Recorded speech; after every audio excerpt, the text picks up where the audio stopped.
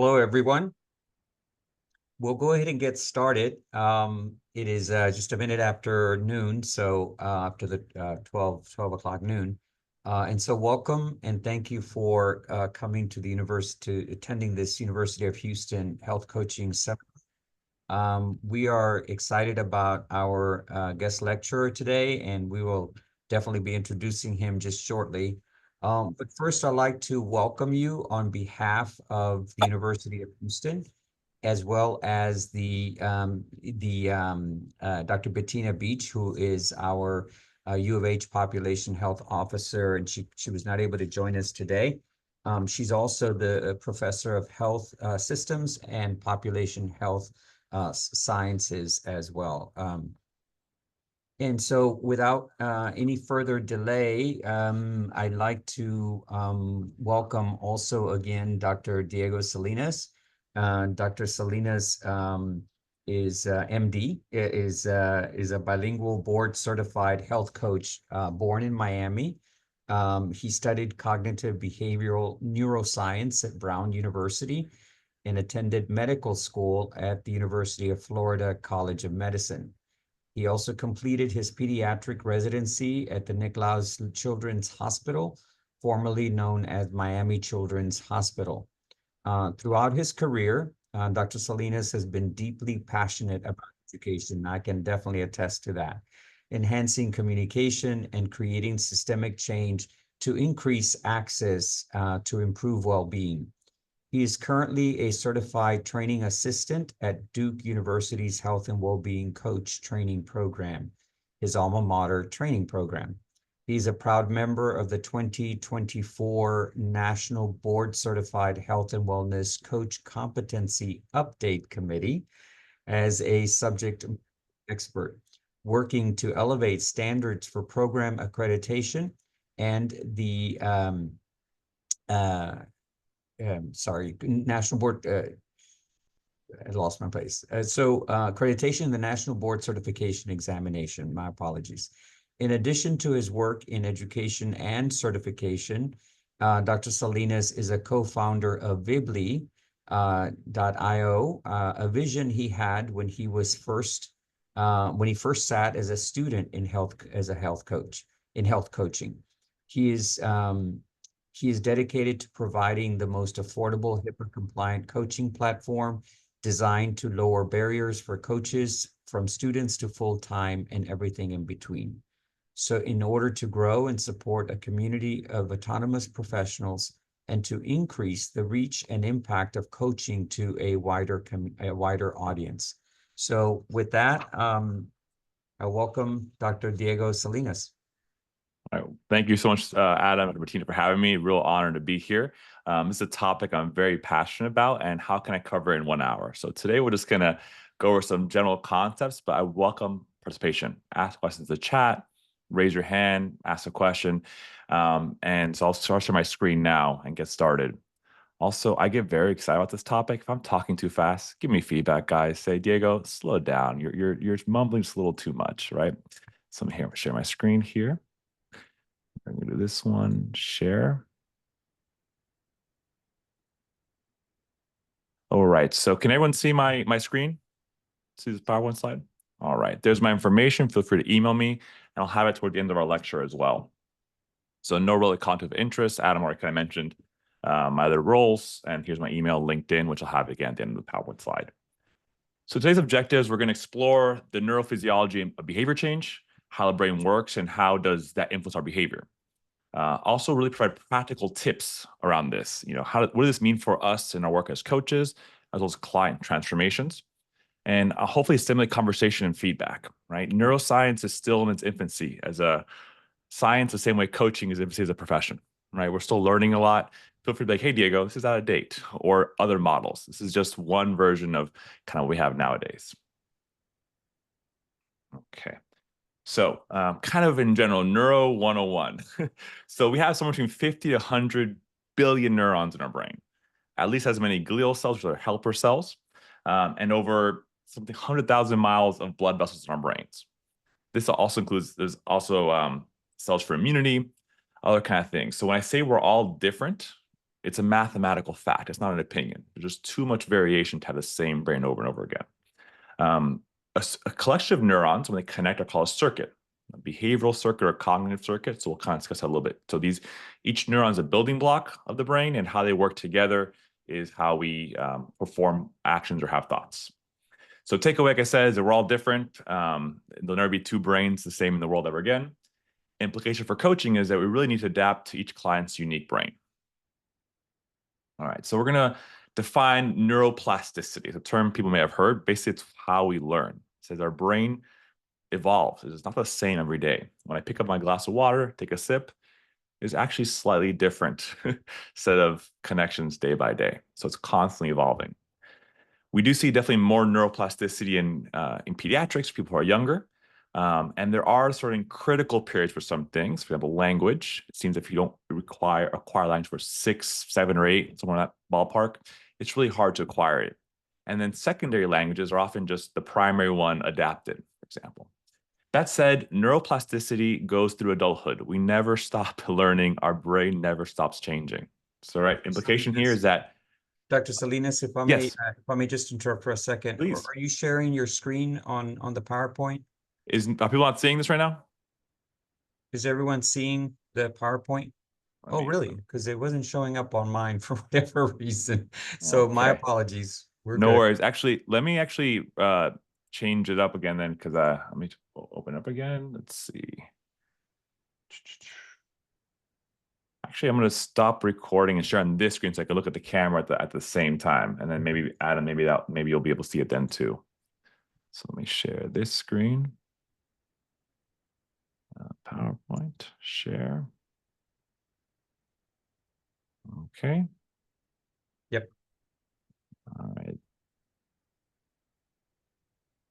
Is that better, or now you guys see this view instead? What does everyone see? It's good. I would just maybe maximize it. Let's see. Or put it into display mode. There you go. Is that better? Yeah. I don't know why it wasn't showing up on mine, but we're good. My apologies. Thumbs up for everyone. No worries. Okay, let me go back a slide here. All right, I'm gonna minimize this so we don't see that. All right. I'll also move you guys to the other screen. All right, so the big takeaway here is that change is possible at every age, no matter what. You can always teach an old dog new tricks. So we're gonna get a little bit of how neurons work. It is okay if you don't understand this. I'll do my best to kind of simplify it. But something called the Hebbian theory. It's basically the neuroscience behind learning, what happens. So the nerves kind of have signals in one direction. One nerve sends neurotransmitter to the other one, and if it's enough, it will create a signal.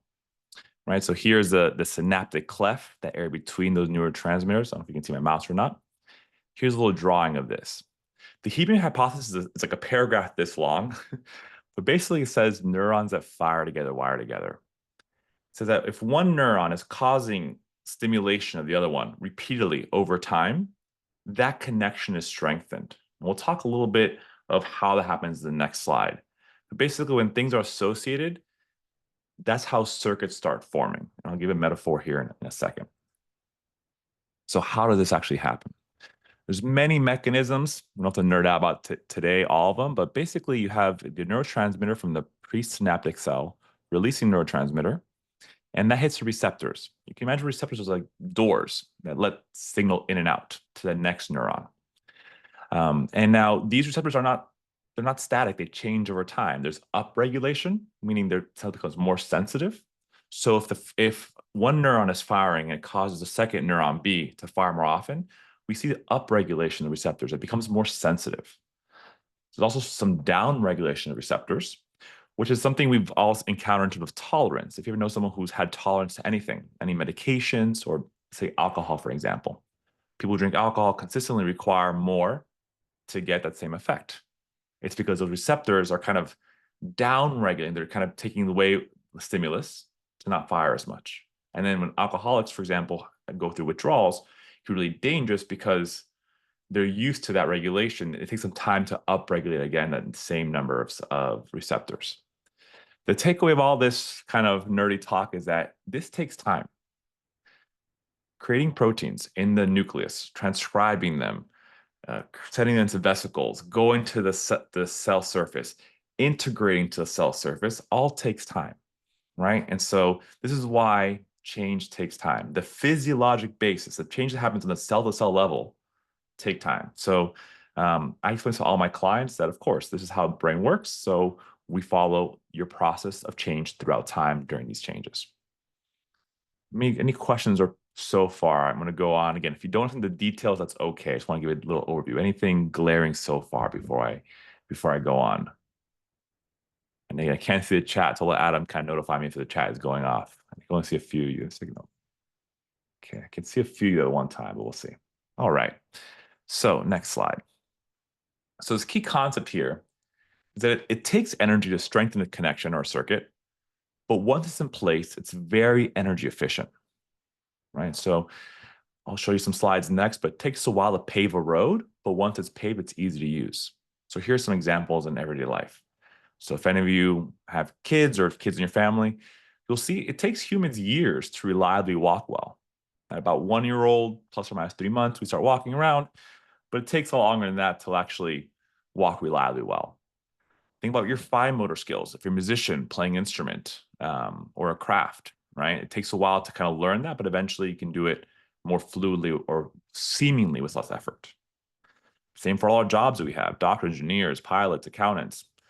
At first, it can be very difficult, very overwhelming, and then we find a fluidity. It seems easier to do the same thing.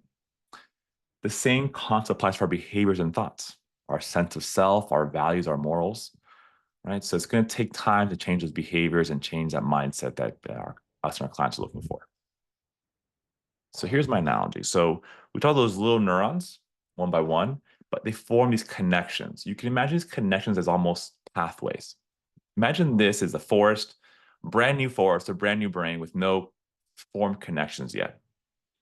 Now, what happens if you're trying to create a path in a forest? If anyone's ever done this, I've tried actually one time before. It takes a lot of energy. You first got to cut some trees down, right? You got to clear the path. Imagine how long it takes to cut each one of those trees down. It falls, you have to then cut to smaller pieces, move out of the way, etc. But what happens once this pathway starts to be formed? It becomes less resistance to use that path. And so you, other animals, other people must start using that path. As you use it, for example, this path here, as it's more well-walked, this grass will stop growing. Or you may even throw rocks on the path to prevent the grass from growing, right? Again, it takes time and energy, but now it becomes easier to use that same path or road. Take it one step further, throw some wood planks there, which I did with my friend of mine. We laid some planks in his backyard to make that path to his chicken coop a little easier to get to, right?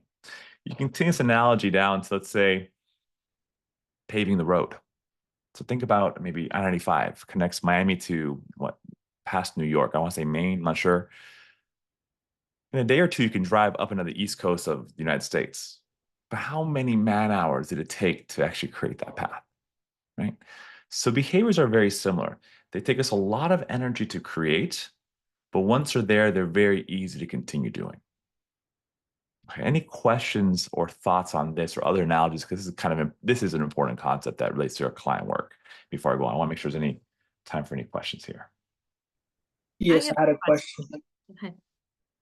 Okay, I'm not sure who went first. Okay, it's Rebecca here. I was just wondering, is this the mechanism behind change talk and engaging change talk when we are with clients? Is it strengthening that connection over time? So part of having the clients talk more, right, is exactly doing this. And there's actually multiple mechanisms, Rebecca, of change talk and why it works. We'll talk about a few of them later on. But globally, yes, right? We say that as a coach, we want our clients to do more of the talking. Because if they're doing more of the talking, they're walking that path. It is important for me to lose weight because I would feel so much better when I do it. And I'm better at work when I do it. This path is a continuing walk. The more you talk about something, or actually the more you do something, actually, the easier it is to also those paths to create. So yes, Rebecca, it's a very important part of change talk is having them continually to repeat it over and over again. That's why that what else question, or it's in coaching compared to, let's say, medicine intake. How'd you go? Next question. In coaching, we're going to ask again and again and again, right, to kind of lay that pathway down. Excellent question, Rebecca. Yes, Someone else had a sir. question. Juan here. Thank you so much for sharing this information. Very eye-opening. I wanted to ask you, based off of your experience and your education, how would you, or how long would you say forming new habits take? And then, you know, the saying they say 30, like a month takes 30 days to form a new habit. And yeah.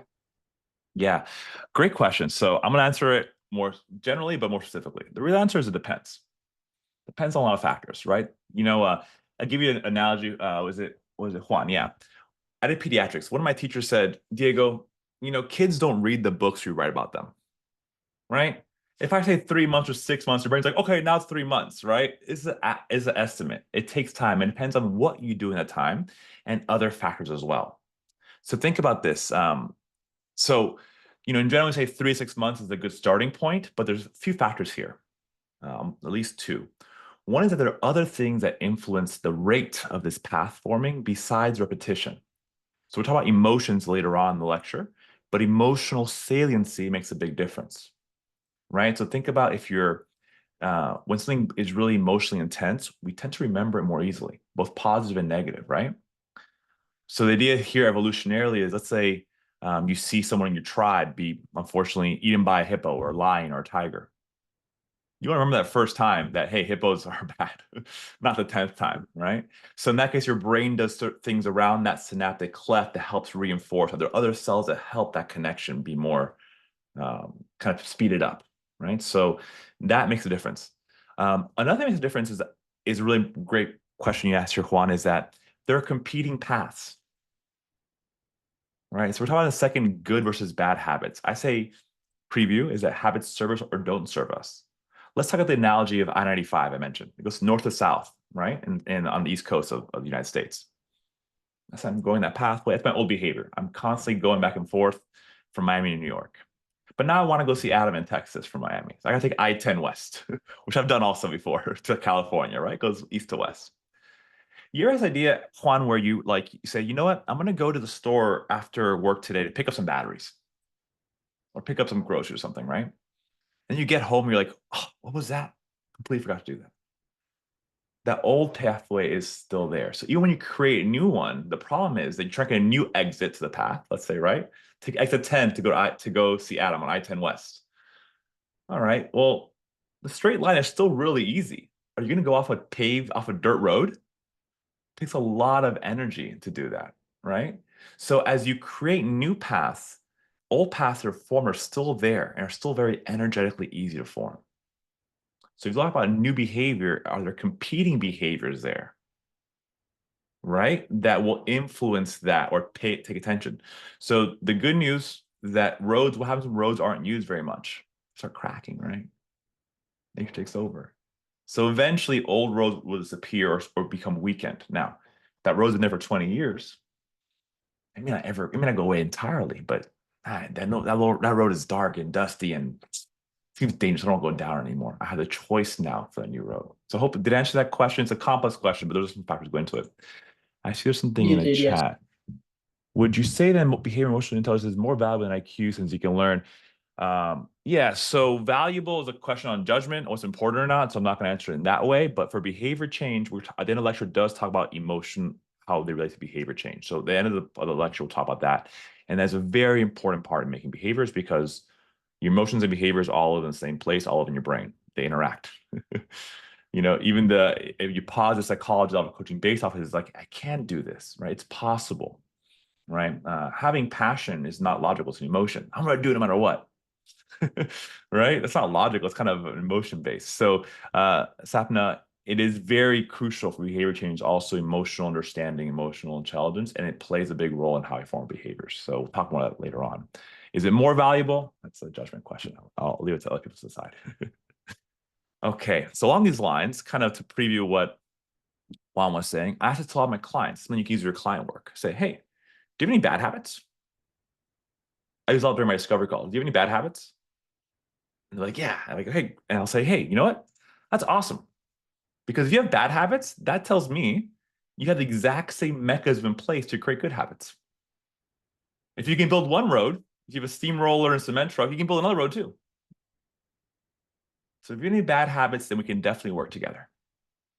We'll use the same way those were formed to create new habits, right? So I go into a judgment, right? That, your brain just sees it as a habit because it lowers the energy. And your brain, this wants to save energy. So example, smoking may be an unhealthy habit, but it in the moment does relieve stress by activating your parasympathetic nervous system. And that's rewarded in your brain. Right? So I tell my clients, rather than good or bad habits, I say habits serve us or don't serve us anymore. Think about how you studied in high school. Remember, you got straight A's. You went to college. That first semester could have been a little rough, right? Or from college to grad school. Med school is definitely, a big transition. Was it a bad habit how I studied in high school? No, it got me A's then. It just doesn't serve me anymore. Right. So I think this is a great point to talk to your clients that the goals you have now will be different in a year or two because your environment might be different. It may no longer serve you in the same way. So habits serve us or don't serve us. Any thoughts or questions there? I think it's a key concept for our client work, kind of practical application that my client, and also again, I call it evolving habits, how they serve us. Any thoughts or questions there before I move on? Count to 5 in my head. If not, I'll continue on. Great. So what's the brain there for, right? I like simplifying things. I used to teach preschool. What are the 2 main things for each category? The brain has 2 main functions, I think. One is to keep you alive. And the second is kind of in service that first one is to save energy, right? Your brain will prioritize potential threats and survival. And your brain wants to save energy, right? Because if you consume too much energy, it's part of your life force, right? It's glucose being uptaken. So building a new habit does require resources. There's protein creation, receptor regulation we talk about. And strengthening those connections takes energy. Creating those new paths are energy intensive, but once they're formed, running the circuit is very efficient. Right? So automatic habits, excuse me, book title, right? Atomic habits are crucial to reduce that cognitive load. Our brain has so much it's doing all the time, right? It wants to kind of offload some things to be a little more easily. So both good and bad habits can become automatic, and they require less cognitive effort. This could be an example of thinking about your own personal life when you want to make a change, or your client. We're like, man, I want to make a change. It's so hard. This is so easy to do. Yeah, it just takes less energy to do that thing even if you want to do it. It takes less energy to keep on watching that next YouTube video. That's what you do, right? It takes less energy to distract in some way that you're really good at distracting. You already made that habit, right? So our brain does create automatic habits, and it's important to understand that works in both directions. There's a benefit to be automatic, right? We talk about mindfulness all day long, but it wouldn't be very energy efficient to be mindful. Imagine when you woke up, you weren't sure how to brush your teeth again, right? Or the ability, let's say someone who can be a skilled worker or talk at the same time. Maybe someone who's sewing while talking to you, right? Or you can drive. Remember when you first started driving, those who drive, right? I remember first you're kind of looking around, your palms are sweaty, you're gripping that wheel, you're tense, right? Every light. Happen after a few months or a year, right? You're on a road trip, hanging out, listening to music, calling at them, right?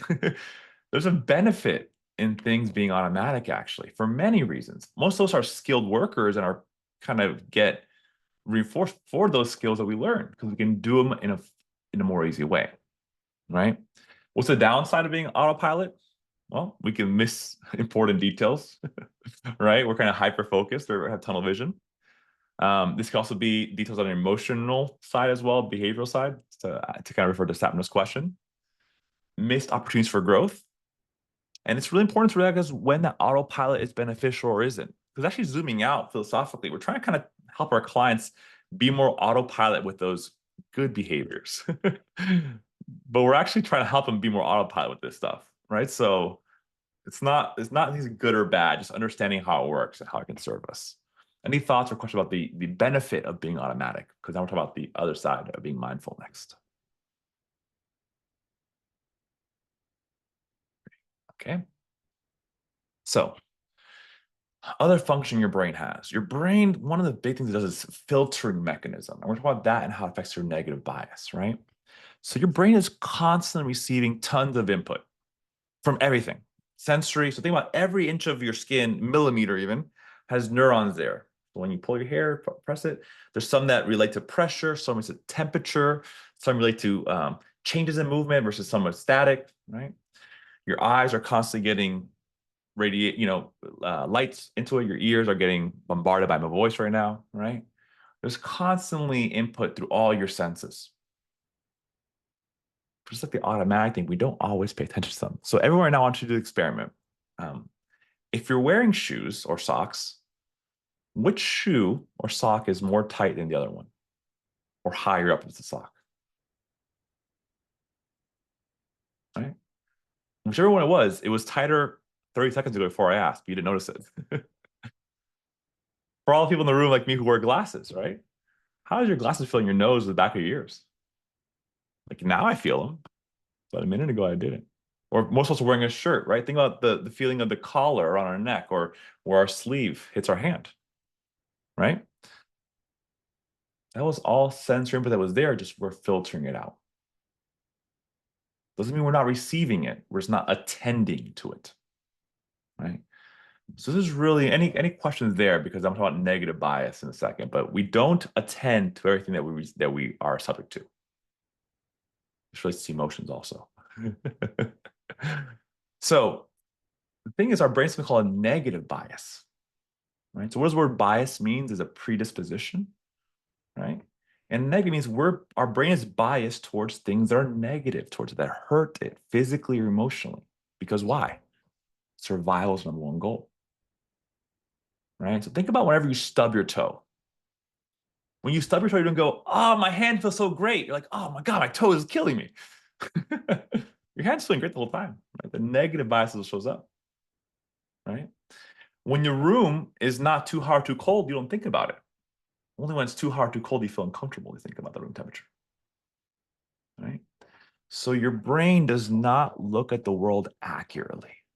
It is not designed to be too tiring to be like, oh, thank God the room is great and my shoes are comfortable and the lighting is just perfect and, I don't have any pain in my ears and my hair feels great and there's no problem with my stomach. It's just too much, right? So your brain is meant to have a negative bias. So when you say, why I'm so negative? Well, yeah, we are. We're built that way, actually, right? So, right, this is wired to focus on survival. Negative experiences are often more memorable than positive ones. Right? When you burn your hand in the stove, you don't stove again, right? There's a saying in Spanish, actually, Adam, con la sangre, la letra entra. With the blood, the word, or kind of translates, when it's written in your own blood, you can finally read it. So it's kind of more literal, metaphorical translation. The positive experience tends to fade away unless actually focused on. Same like, the room temperature doesn't bother me, it just fades away. That's perfectly room temperature here. So this sensory filtering of things that are non-discomfort not only applies to the physical, but also the emotional, right? Someone's late for me, like, oh man, they're really wasting my time. You didn't think about the other 3 meetings, people were on time, right? When a partner or a friend or family doesn't call you back or says something seems a little rubber the wrong way, does it hurt? Things a little longer, doesn't it? Versus a compliment that kind of fades away. So understanding how the brain works, now we can do something about it. What's the point of learning all this, right? Here's a role of both mindfulness and gratitude, neuroplasticity, because they're different things. So mindfulness is being aware, right? Doesn't mean good or bad. I think most people in this room know that, right? The client's like, oh, dude, I did mindfulness. I don't like it. It made me more stressed. I'm like, good. You're aware how stressed you are today. And most of client work, why it's difficult, sessions 3, 4, 5, 6, is because the awareness of how difficult it starts coming up, right? So mindfulness just increases awareness. It's that, seeing what's out there. And it can also enhance neuroplasticity because we're actually looking at more sensory information versus filtering automatically. We're actually looking at beginner's mindset. What is already there, right? The way mindfulness helps stress management, helps everything, is not because in the moment it helps you out, but it helps you have better barometers for what's going on. I use an analogy to all my clients. Each one of our brains is a vehicle. 100 billion neurons making 10 trillion synapses, right? All different, but what's in common? All vehicles, they move through space and time. They can turn direction. They have some sort of fuel. They have some sort of mechanism to stop, right? They need tune-ups. But we're not all cars. Some people are airplanes. Some people are submarines. Some people are cars, right?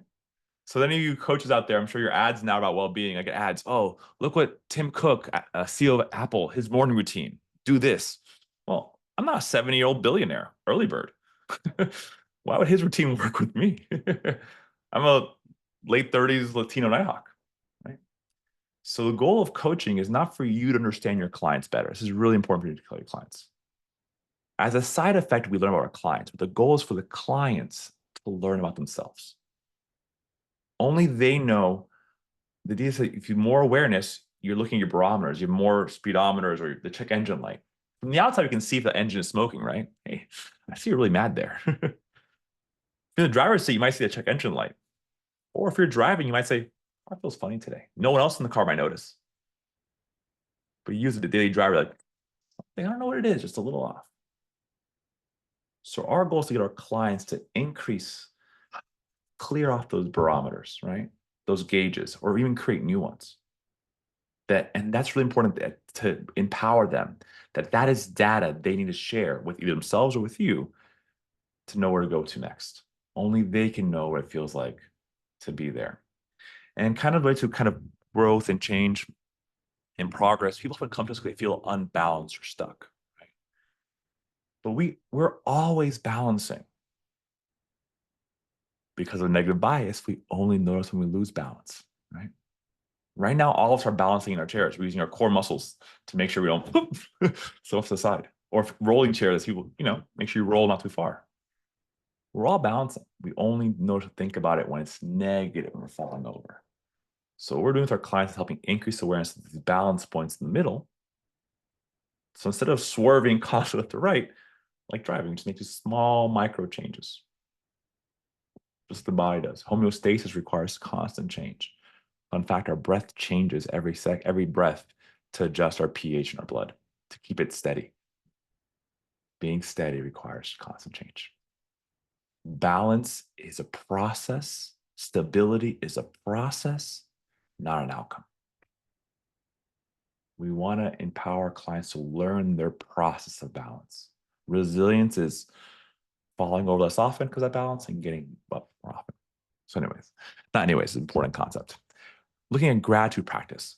Gratitude practices are not mindfulness practices.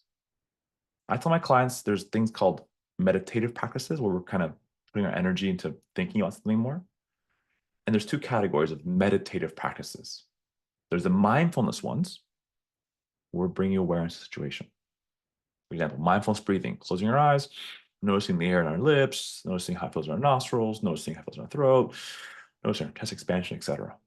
We're not changing anything in a mindfulness, we're trying to just observe. But once we observe well, we can then take our intentional practices, right? Those we are making changes. So gratitude is not a mindfulness, it's an intentional practice. It might require us to be mindful about what's around us, right? But gratitude is really important. My clients say, well, Diego, how am I going to help this negative bias? So negative. Well, can I offer you one thing that's scientifically backed. Gratitude practice is shown to increase positivity, reduce stress. Why? Because it's not just kumbaya, like, oh, it's all sunshine and rainbows is awesome. It's just being more accurate. Wow. Yeah, I have a roof over my head. I have a cell phone that if I want to, I can right now call someone and give me food.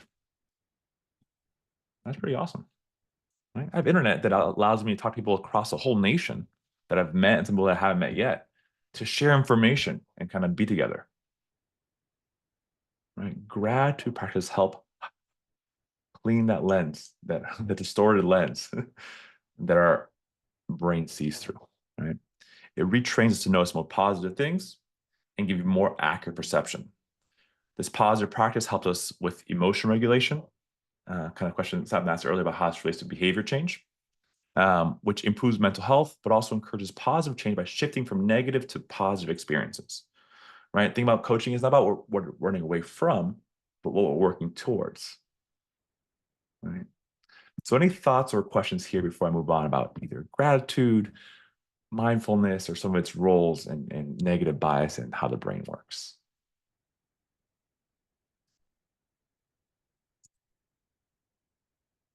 count to 5 in my head. So next slide. Kind of going more to the neuroscience of mindfulness, right? It activates the prefrontal cortex. So that frontal cortex is kind of the idea is your executive functioning, your reasoning, your thoughts, your ability to organize things, but also how you manage emotions, which come up from the limbic system. They come there, but they're managed by the frontal cortex interplay, right? Reduces amygdala activity. We'll talk about that in a second. That limbic system, the emotional centers. This therefore improving emotion regulation.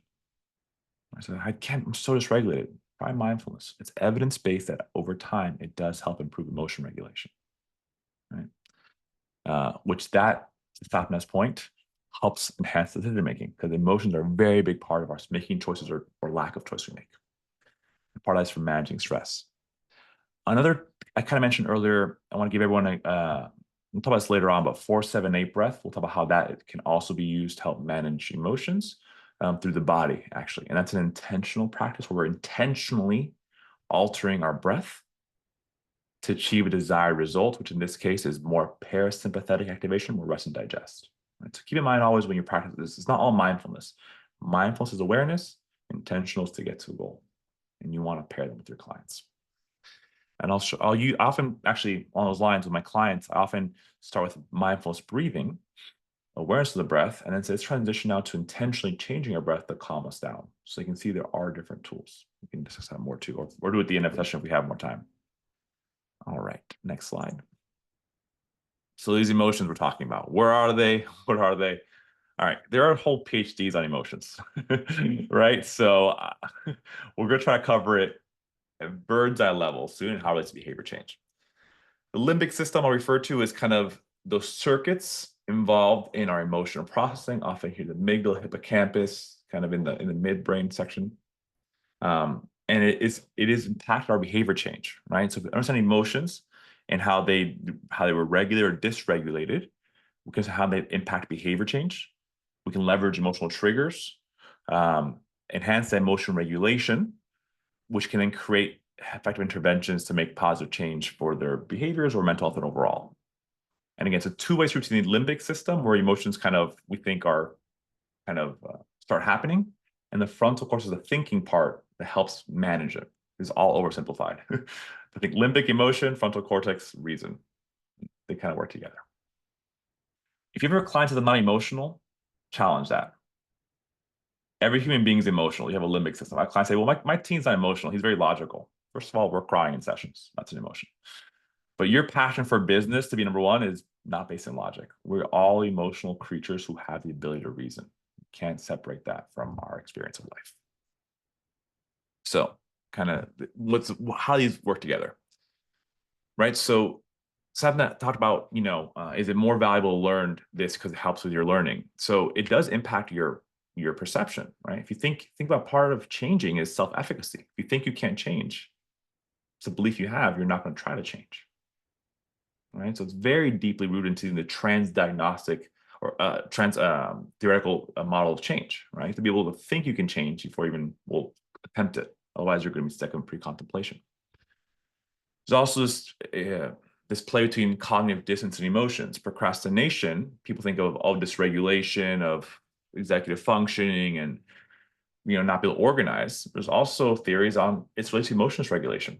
It's anxiety provoking, so you procrastinate to calm those anxiety of not getting things done. Right? And so again, the idea is that if we can share this insights with our clients, ourselves, we can then better adapt to help with the needs they want. So, talking about emotion regulation, this is kind of actually a similar slide. I want to give some examples here, very similar what I just said.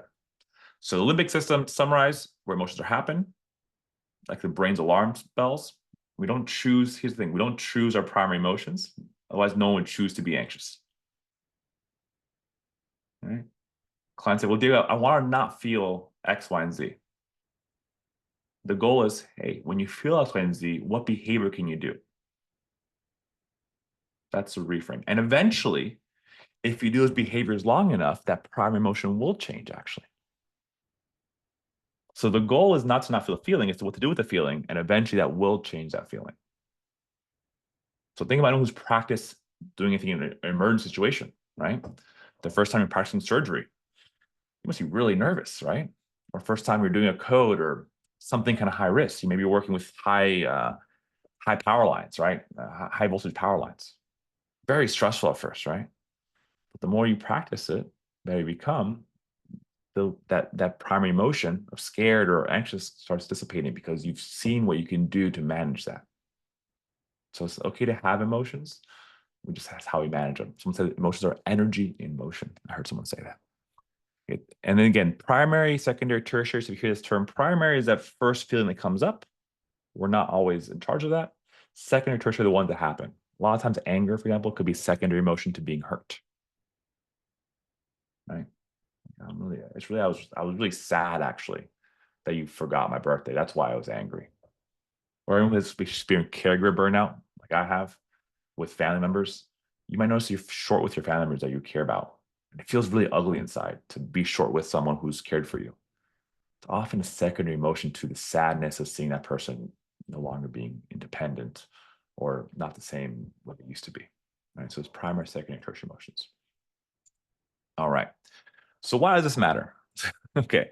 So you can see what we already experienced on fMRI studies. fMRI, there you put someone in a machine, it looks at where blood is going to the brain.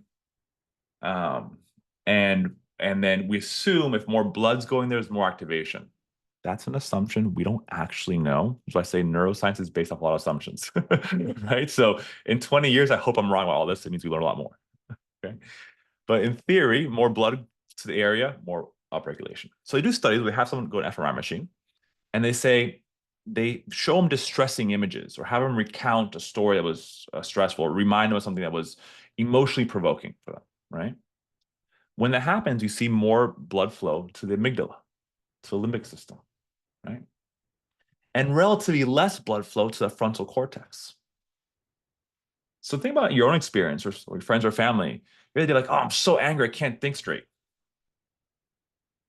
right? Or my dog one time got sick. He unfortunately lost vision in his eye. That day I had to cancel my client meetings. I couldn't really focus. I was so sad about what was happening to him, right? It calls me for joy. Someone was so happy they make a choice that's not very, very emotional. Yeah, drinks on me. Oh, why did I do that? Right? So we do know that when the amygdala is high, there's less blood going to the frontal cortex almost, right? So how can we change this? All of us as coaches, when we do reflections, are doing emotional validation. I'm going to explain what that is. There are courses that are like 10 weeks long on just this one topic. So I'm going to try the best to explain this. Remember, primary emotions, they just happen. They didn't choose it. No one chose to be sad or angry or upset, right? When you validate emotion, doesn't mean you agree that person should feel it or what they did with that emotion. It's just basically at a human level saying, I believe you felt what you felt. Right? What's the point of that? Just paring someone back. Well, studies show if you validate someone's experience in that fMRI machine, wow, you felt really sad when you recount that story. You're crying thinking about that loved one you have. You felt like you were drowning when you were lack of control in that situation at work, and you felt that moral injury led to burnout.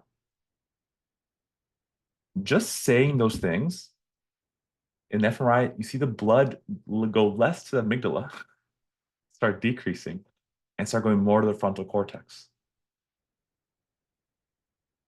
So there are many ways to regulate emotions. One's in the mind, using the mind for that. And in coaching, reflections are basically validations. It's why they're so powerful behavior change. Think about people who smoke. Most people say, well, don't smoke, it's terrible for you. Yeah. Everyone who smokes knows it's bad for them. No one's like, I had no idea this causes cancer. But if you go, yeah, you smoke because you're a single mom with 2 jobs and not trying to make ends meet, it's your only form of stress relief. And it's a break from work. Yeah, you get me. The limbic system calmed down. You can start reasoning now. That's why I say 2-to-1 reflections versus questions. Reflections are more powerful than just reason. They form partnerships, they help people calm down. And even self-validation is when you are aware of your own feelings. You have to process your feelings. That's what the term name it to tame it comes from. I'm going to show a video that I think is very funny that proves this point, because it helps with memory, Juan. That's funny stuff, or things are emotionally positive, help out, or negative. But keep this in mind. And then I'll tell you a real example I had, and I'm sure you guys can think of some too. I think I already opened it up here. Just want to confirm, can people see my screen, see the YouTube link, or do they have YouTube sharing? Okay, let me know if the audio goes through as well.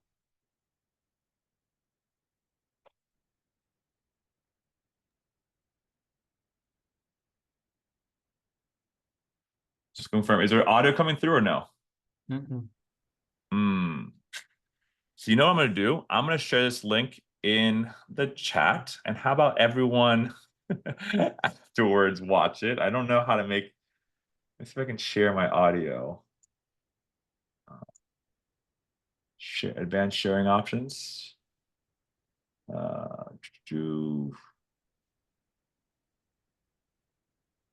Audio, switch to phone. You know, instead of wasting much time here trying to do it, after that, watch it on your own, and it's pretty darn funny. So I'm gonna close this off, but it proves a point. So please copy that link. It's called "It's Not About the Nail." I think many of you can chuckle. I'll give you a real example I had one time. I was working in a place that had a assisted living facility. So people who were elderly, from both that were either independent, fully independent, to like fully one-on-one care, everything between. I was helping care for someone who was this older lady who had dementia. She had Alzheimer's. And most of the day was just kind of sitting there, might talk to you a little bit here and there, watch TV. Pretty easy to take care of in that sense. But whenever we had to transfer her from the living room to the bedroom, or change her clothes or anything, she would get irate. I mean, start scratching people. She started biting everyone. It took like 2 or 3 caregivers for her to come in the room to help with some of these changes, right? She's incontinent, right? So help make those changes, the diapers. It was like, I wish she came in. So when I came in to help her out, the first day or two I was there, everyone's like, hey, let's call her Miss Brown. Hey, Miss Brown, you're fine, you're fine, you're fine, you're fine. Literally while we're holding her back, she's screaming, like trying to spit at us, do stuff, right? The third day I went, I'm kind of holding her back from scratching us. And again, not a pleasant experience for anyone. But since I was saying, you're fine, you're fine, she was looking at me like with these death stares in her eyes. She wanted to kill me. And I just said, man, you hate that you're independent, that you're not independent, and that you have these strangers who don't even know who we are, like feel like you're manhandling you, and like you know what's going on, unless you're really scary. I swear to all of you, I worked there for like 2-3 weeks. For those 10 seconds when she looked in my eyes, we actually connected. This is a dementia patient. She stopped. 15 seconds later, someone moved a sock and she went back to it again. Emotional validation is very important. And here's a really hard thing. You do not have to agree with the emotion to validate it. Why it's so difficult in interpersonal relationships, this is helpful for all your friends, family, boyfriends, girlfriends, partners, is because you're often also like, well, you don't love me when you leave the dishes out. I don't love you. Of course I love you. Right? You're invalidating that emotion, saying that person's telling you they don't feel love. So validating that emotion would say, oh, you really feel disrespected, that you do so much work on the house, so many things, and that someone who's supposed to be your caring partner can't take a moment of consideration just to not make it worse for you. That must feel really alone in that relationship, and like your partner's not putting the effort in. You as a partner, you feel that. Validating helps you actually understand. It's not sarcastic, well, I'm sorry you feel that way. It's, I believe what you are telling me is how you feel. Now, I can have a complete different feeling. That video will show that, that example. But that sort of validation is hard. Any questions here? Because this is, again, I'm summarizing like PhD things on this topic, but it's really, to me, when I learned it, I was like, we should teach this in schools. I wish it was taught in high school.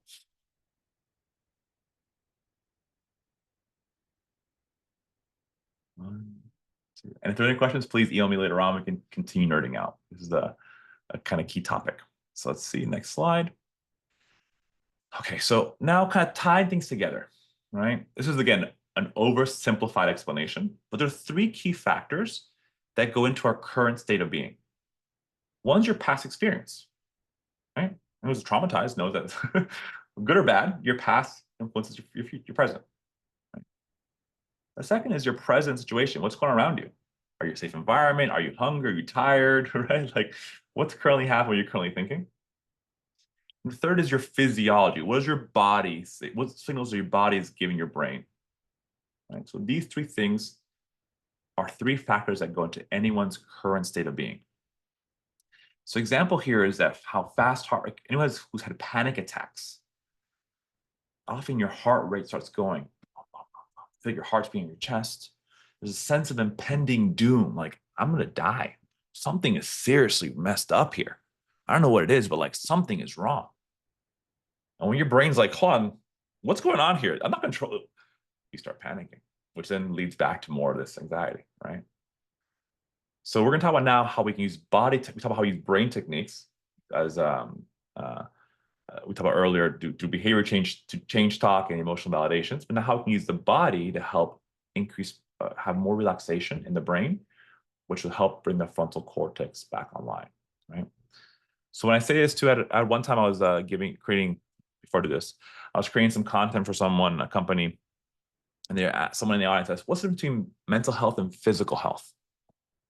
And I was like, there's no difference. It's all in this, your brain is in the same sack of skin as every other organ that you have. Right? I'm happy we're talking about mental health now, but it's no different. It's all in the same bag, right? So keep that in mind. It's why these things work, because they're all in the same bag. So here's some somatic techniques, just means body, that you can use to help reduce anxiety in the moment. 4-7-8 breath. So the idea is that you breathe in for 4, hold for 7, breathe out for 8. I want to help everyone out here the way I help my clients. There's nothing magic about the number 4, 7, and 8. The concept is breathing slowly through your nose and not about quickly. It's like, how can I get one last molecule of oxygen? What's my maximal capacity? 7 is hold it for however long feels comfortable. If you're stressed out holding for 7, hold it for 2 or 3. Doesn't matter. Just hold it for a little bit. And then here's a really important part. Breathing out. Breathe out even more slowly than you breathe in. I tell people to imagine you're blowing out the world's tiniest candle. All that's doing, I can create it's maybe a longer explanation, but the summary of it is that it increases our pressure in our chest, our thoracic pressure. Right, breathing in, you're putting more stuff in a small space. You're holding it, and then I'm creating back pressure from that tiny blowing the candle for longer. What that does is something called the vagus nerve. Vagus means Latin for wandering, vagabond, right? It's a nerve that starts in your brain. You can see it. Looks like a spaghetti noodle, honestly, like a udon noodle. You can see it on surgery. It goes over the carotid arteries, goes over your heart, goes to your lungs, goes to your intestines. It's a parasympathetic nerve. Para, stop, sympathetic. So it's a rest and digest nerve. So when it fires, it makes you rest and digest. It tells your carotids, hey, we can lower our blood pressure. We're good.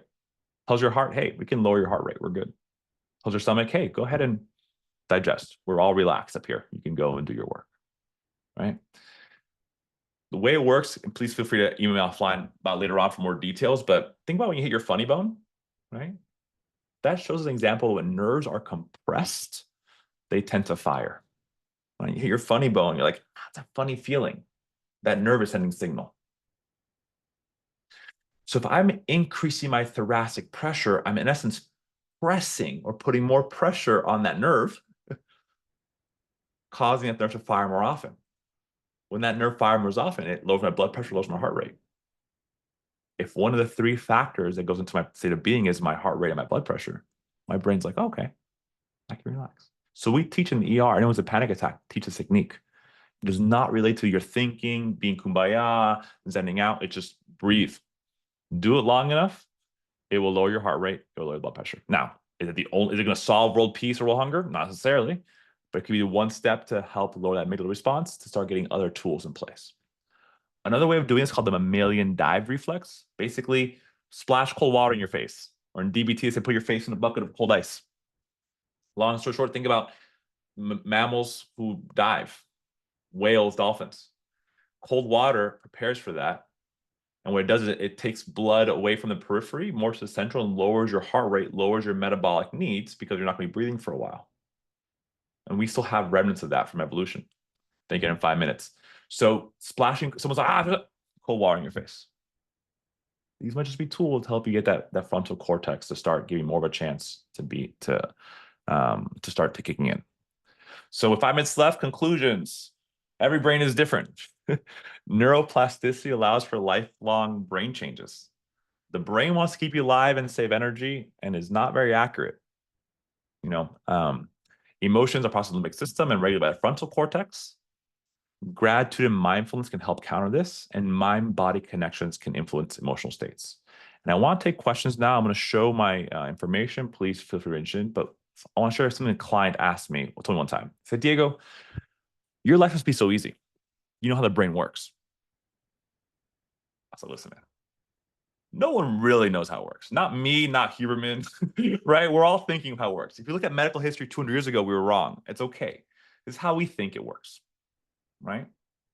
I said, secondly, let's assume I was given this divine information somehow, right? Maybe a magic wand, and the universe gave me, here's how the brain works in a pretty packet. I say, it doesn't mean my brain doesn't work that way. Knowing about negative thought traps doesn't mean you'll never have negative thought traps. Knowing about how anxiety works in limbic system doesn't mean you won't have anxiety. But it does mean you have tools now and awareness of that process to start tinkering with your own brain and body and seeing what will work uniquely for you. And that's where coaching comes in. What can work? What does the evidence say? Where do we start searching? Then we have to apply that experiment to each individual. Coaching is individualized medicine. What works for this one brain? Because it'll never in the history of the universe be the same brain twice. It's just mathematically impossible. In theory, I guess. Everything's infinite. I guess everything's possible. But let's say it's really unlikely. So thank you guys, or thank you everyone in the room for the opportunity to be here. Please connect with me. I love neuro stuff. Any questions we have in the meantime, I'm happy, or any other thoughts I want to bring to the room, please, happy to open the floor up in the last few minutes we have left here.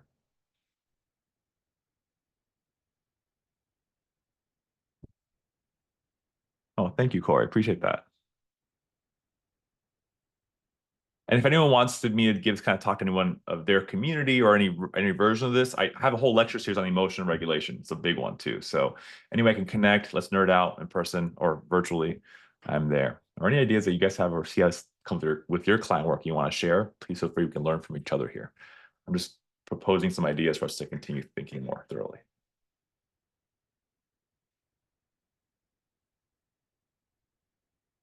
Just one quick question for me, Dr. Salinas, is I love your stress on sort of bad habits as serving us, rather looking at habits as whether or not it serves you or not, rather than bad habits versus good habits. But a bad habit, because it serves us and contributes to our survival in essence, right? So then it seems that when we all of a sudden have that aha moment that we need to change something in our lives, it's because there's this, in essence, a realization that something no longer serves us or is not helping to keep us alive, so to speak. So my question to you is, could you in 30 seconds talk about why then, if it's about survival, why do people fall back into bad habits? Yeah. So one is just energetically easy. Right? That road is paved. It just takes less energy. If you think about a pinball machine or a pinball going down a road, where does it go? Where does water travel? Down rivers, not where a bunch of rocks are. Just there's more resistance. So anything that's already been there for a while just has less energy resistance. So pure physics, it will happen over and over again because the universe wants to go to lower energy state.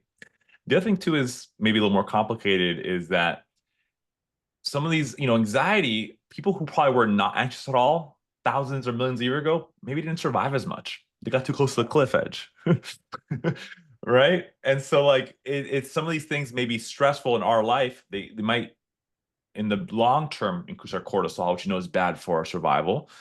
But back then, people didn't live till 80 or 90, right? Making it to 30 was just fine. And you had to be really careful about making it to 30. So effect helps in the short term versus the long term is another factor that goes into play to that, Adam. It's a great question. Hopefully that kind of gave some insight to that. Thank you. Thank you. Before we depart, I'd like to just very briefly recognize there are several staff members here from the U of H population health area. And I'd like to thank you for attending today and for your presence means a lot. as well as several students from the U of H Integrative Health and Wellbeing Coaching Program and others from the U of H community and beyond. So thank each and every one of you for attending today, and please do reach out to Dr. Salinas. He's full of information, as you know, and we're happy to have him teach with our program also starting next week. So thank you again, and thank you for attending today. That was Thank you excellent. everyone Thank so you. much. Thank you. Please connect with me later on offline, and thank you for the opportunity, and glad to be here with a bunch of awesome coaches or coaches to be. Thank you.